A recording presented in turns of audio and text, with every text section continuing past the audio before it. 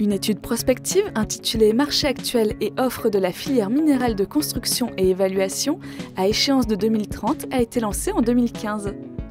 Christophe Lerouge, chef du service industrie de la Direction générale des entreprises, nous présente les objectifs de cette étude. Au sein de ce service de l'industrie, nous travaillons avec le PIPAM. Le PIPAM, c'est le pôle interministériel de prospective et d'anticipation des mutations économiques, dont la mission est de dresser des diagnostics sur certaines filières et à partir de ce diagnostic, de travailler sur des propositions, des évolutions de façon à accompagner et aider les entreprises à se développer. Nous avons mené cette étude PIPAM en lien avec les professionnels, avec les fédérations professionnelles. Nous travaillons avec les acteurs économiques dans le cadre d'un CSF, le comité stratégique de filière qu'on appelle IEPT, Industrie extractive et de première transformation. Et dans ce cadre-là, nous avons conduit un certain nombre d'études, et notamment tout ce qui concerne la filière minérale. Et dans ce cadre-là, nous travaillons sur les questions de béton et de béton préfabriqué. Les objectifs de cette étude, c'est, comme je l'ai dit, de dresser un diagnostic. Nous considérons que le secteur du bâtiment et le secteur des matériaux de construction est un peu à la croisée des chemins, puisqu'il y avait des difficultés d'ordre économique depuis 2008. Il y a des évolutions réglementaires, des évolutions liées aux questions d'environnement. Et il nous semblait absolument nécessaire de mener cette étude, de conduire ce diagnostic et à partir de ce diagnostic, de dresser des propositions pour aider les entreprises à se développer. Rappelons que le secteur de la construction en France compte 390 000 entreprises, emploie 1 350 000 salariés et génère un chiffre d'affaires de 168 milliards d'euros. La filière minérale de construction compte quant à elle 3 600 entreprises, 60 000 emplois directs et génère un chiffre d'affaires de 17 milliards d'euros, soit 10% du secteur de la construction. Elle est présente dans le secteur du bâtiment et des travaux publics. Le schéma que vous découvrez positionne chacune des industries au regard de la phase d'extraction, de première et de seconde transformation. Retrouvez les principaux indicateurs de chaque industrie. Comme l'a souligné Christophe Lerouge, l'un des objectifs était d'établir un état des lieux et les forces et faiblesses de chacune des industries de la filière minérale de construction avant de se projeter à l'horizon 2030.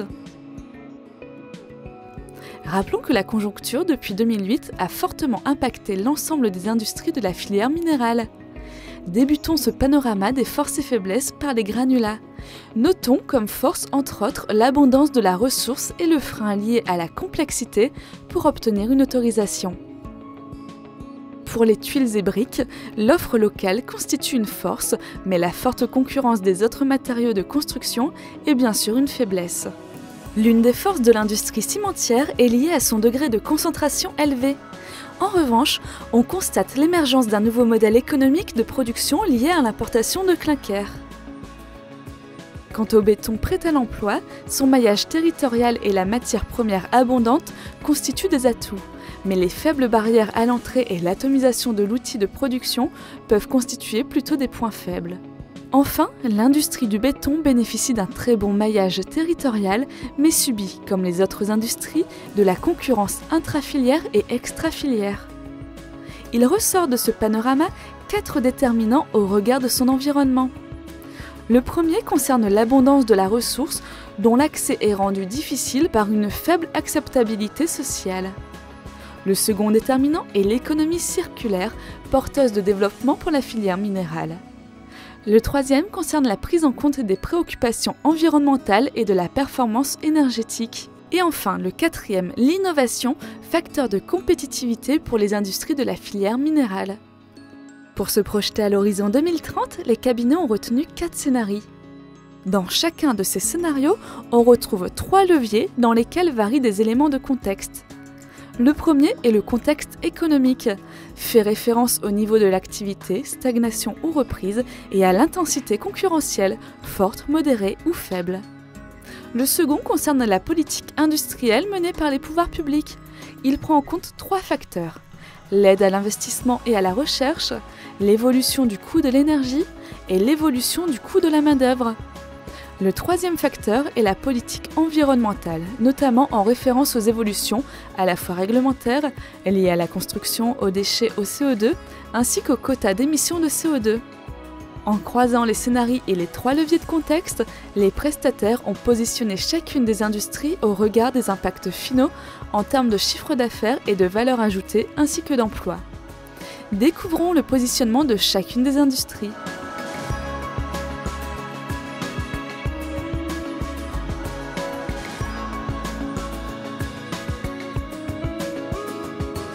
Et maintenant, écoutons Christophe Lerouge sur les conclusions qu'il tire de l'étude PIPAM et du positionnement de l'industrie du béton dans les années à venir. Nous sommes conscients que le secteur est un peu à la croisée des chemins. Il y a des évolutions réglementaires. En particulier, il y a beaucoup de choses qui sont en train de se passer sur les questions environnementales. Il y a beaucoup de travaux qui ont lieu dans le cadre de la réflexion sur l'empreinte écologique des bâtiments, sur les questions de recyclage des matériaux. Et évidemment, la filière de la construction est impactée au premier chef par ces évolutions réglementaires et ces évolutions pour prendre en compte les questions environnementales. Dans ce cadre-là, l'industrie du béton préfabriqué est un peu particulière. C'est peut-être le secteur qui a été le plus touché par la crise. Et c'est un peu paradoxal d'ailleurs parce que vous avez de la fabrication de béton préfabriqué qui permet d'aller plus vite pour réaliser des chantiers. Pour autant, on s'aperçoit que les entreprises de construction, parce qu'elles ont de la main-d'œuvre disponible, vont plutôt utiliser d'autres types de matériaux. Ce qui compte, c'est les perspectives. Les perspectives, elles sont plutôt positives pour le secteur du béton préfabriqué, parce qu'avec une reprise de l'activité et de la construction, les marges de manœuvre pour les entreprises vont plutôt être sur cet aspect béton préfabriqué. On voit aussi se développer des ruptures technologiques sur la construction, en particulier avec l'utilisation du numérique, et notamment la maquette numérique, qui doit permettre d'utiliser plutôt ce type de matériaux, d'intégrer des nouvelles fonctionnalités dans les bétons préfabriqués. Et tous ces éléments, finalement, vont bénéficier à ce secteur d'activité. Quel que soit le scénario, il existe des tendances fortes favorisant l'industrie du béton grâce à la préfabrication comme le recours à la maquette numérique, le développement de procédés industrialisés, les opportunités d'utilisation de produits biosourcés, le recyclage et la réutilisation de matériaux, autant d'atouts sur lesquels l'industrie du béton s'est d'ores et déjà fortement mobilisée.